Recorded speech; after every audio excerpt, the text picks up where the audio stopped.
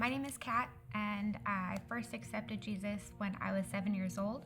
Got baptized, was fully committed to God, but then I had some things happen that really made me kind of walk away from my faith and kind of question if God was really there and if He loved me. Got into my first abusive relationship. Didn't see myself as someone to be valued. I just saw myself as someone who was kind of an object to just be used, discarded, and went down the path of really trying to just numb. A lot of parties, drinking, drugs, the whole thing. I got in trouble for theft, drugs, lost my job.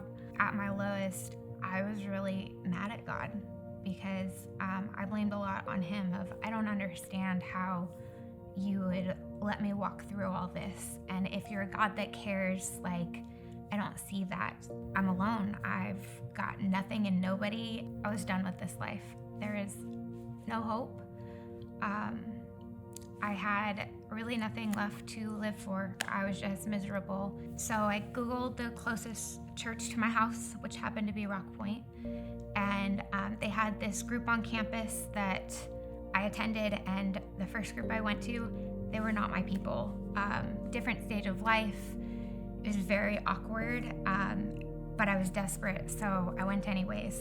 A few weeks in, one of the girls who I didn't know posted, "Hey, I'm gonna take this class called Experiencing God. Does anybody want to take it with me?" It was a class about learning how God is always at work and how He speaks.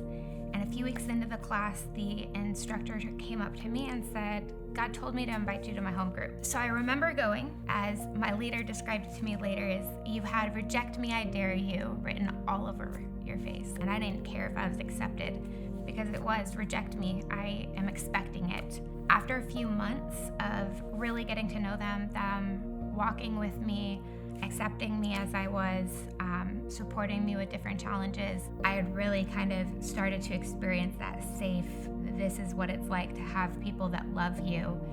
And when you have even just a few people that truly know you and they fully accept you for everything you are, and when you're walking through a hard season, they're willing to walk with you, they're willing to help carry the burden, but they don't leave you there. I started to serve and I started to get committed and really just kind of go all in with God. Now I get to help people find the same groups that saved my life to help them find their community.